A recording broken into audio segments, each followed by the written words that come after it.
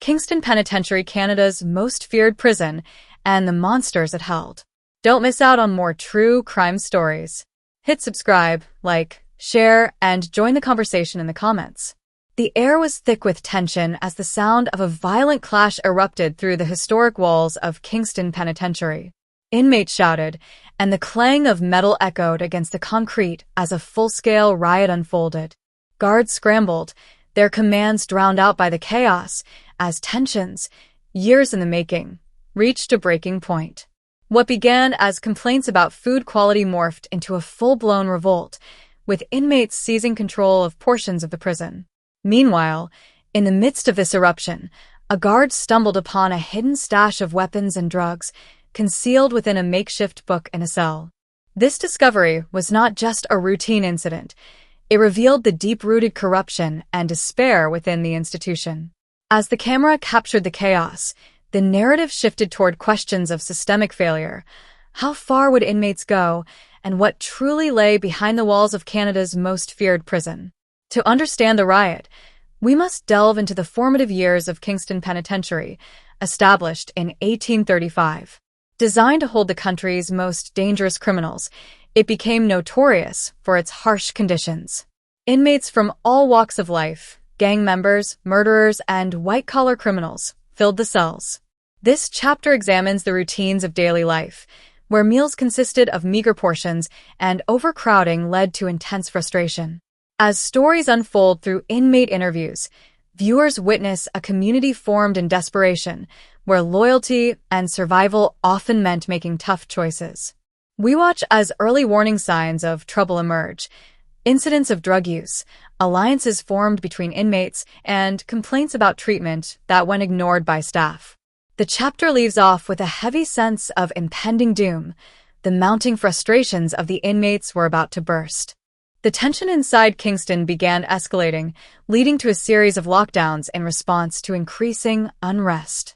Guards, already stretched thin, struggled to maintain authority as inmates grew more rebellious. During an inspection, hidden stashes of contraband were discovered, leading to widespread paranoia among the staff. Interviews with former guards reveal how difficult it was to control an angry population. One officer recounts the overwhelming feeling of vulnerability, knowing that any minor incident could set off the powder keg waiting to explode. As fear and anger brewed among inmates, factions began to form. Loyalty was woven into the fabric of survival, and alliances were bound by a shared, deeply rooted resentment against the oppressive environment. The chapter concludes with a stark warning. The air is charged with tension, and the simmering discontent among inmates threatens to erupt into chaos. Would the guards be able to contain the growing dissatisfaction, or was a breakthrough inevitable? The stage was set for one of the most violent events in Kingston's history, the 1971 riot. The day began like any other, but as complaints about food and living conditions grew louder, frustrations boiled over. Inmates had reached their breaking point, demanding better treatment and conditions. The riot scene is vividly recreated through archival footage, showing masses of inmates storming the yard, chanting for change. Guards attempted to maintain order, but their efforts were overwhelmed by the sheer numbers and anger of the prisoners.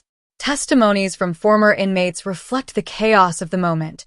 Windows shattered, fires ignited, and a palpable fear of violence filled the air.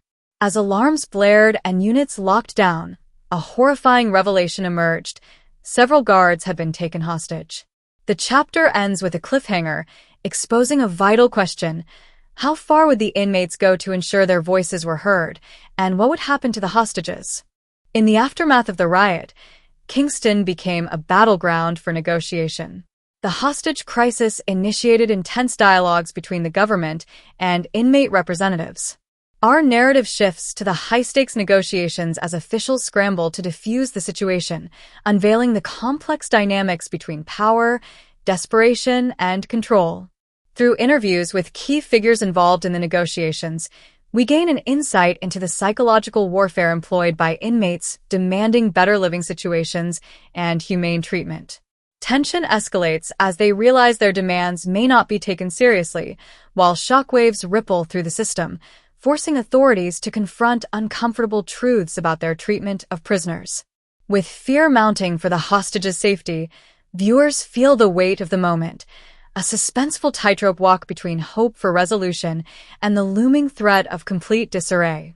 Would the negotiations bear fruit, or would they spiral into more violence? The negotiations ultimately dissolved, and the situation descended further into chaos. As the power struggle intensified, authorities resorted to aggressive measures. A planned raid on the yard unfolded, with correctional officers storming in to regain control.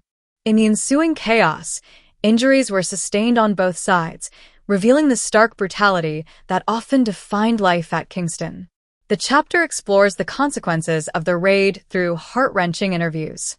Inmates suffered not only from physical injuries but also from psychological trauma, forcing them to confront their grim reality. Former guards expressed their mixed feelings toward the raid, where their orders clashed with their consciences regarding the treatment of fellow human beings. With the prison in disarray and rumors swirling about further crackdowns, the tension escalates. The chapter ends with an unsettling question: would the violence usher in reform, or would it further entrench the cycle of brutality? As the dust settled from the aftermath of the raid, Kingston's administration was forced to confront the grim realities within its walls. In an effort to restore order, an investigation was launched into staff practices, revealing layers of corruption that shocked the nation. In this chapter, we delve into the systemic issues plaguing Kingston, focusing on the deeply rooted corruption among officers and inmates. Hidden camera footage exposes bribery schemes and contraband smuggling operations, revealing how collusion between staff and inmates contributed to the ongoing chaos. Interviews with former inmates uncover painful truths. Many felt trapped in a system that profited off their suffering. The investigation began to expose the monsters that lurked within the prison walls. Could the revelations lead to much-needed reform, or would they simply be swept under the rug? The story takes a dark turn as the corruption investigation led to further violence. As inmates began talking about their experiences, retaliatory acts from guards ensued, escalating the already toxic environment. Fear gripped those who dared to speak out, and whispers of a crackdown began to circulate.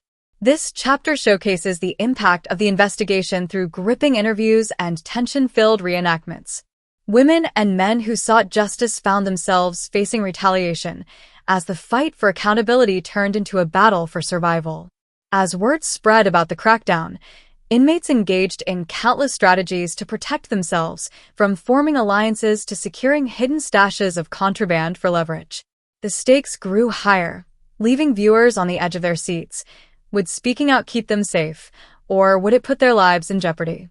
Amidst the turmoil, an unexpected moment of solidarity emerged as inmates began uniting across divisions. Guided by a common goal, individuals from different backgrounds came together to challenge oppressive practices, organizing peaceful protests within the prison. The chapter explores this dynamic shift through interviews with former inmates who participated in these movements. As alliances formed, the prison environment transformed, turning the narrative of despair into one of hope and resilience. Footage shows large gatherings, chants calling for justice echoing throughout the prison yard, and even moments of camaraderie that arose from shared adversity. Yet, underneath the optimism, the looming threat of retaliation persisted. The chapter ends on a suspenseful note as the administration responds to the growing movement. Would this lead to dialogue and reform, or would it result in further crackdowns? As the tension reached its peak, the culmination of events at Kingston Penitentiary led to a groundbreaking change. The mounting public pressure from media coverage and advocacy groups finally forced the government to initiate a series of reforms aimed at improving inmate treatment. The final chapter captures the bittersweet victory through poignant stories of transformation, showcasing how the fight for rights has influenced policy changes that are still acknowledged today. Inmate voices, once silenced, began to echo throughout Canadian society, pushing for a reevaluation of justice and correctional policies. Current and former inmates share their stories of resilience, reflecting on how the trauma shaped them yet strengthened their resolve for change. Kingston Penitentiary may have closed its doors in 2013, but the lessons learned from its dark history continue to resonate. As the chapter concludes, a powerful question leaves the audience reflecting.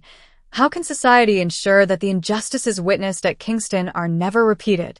The story of Kingston Penitentiary serves as a cautionary tale, reminding us of the responsibility we hold toward humanity and justice.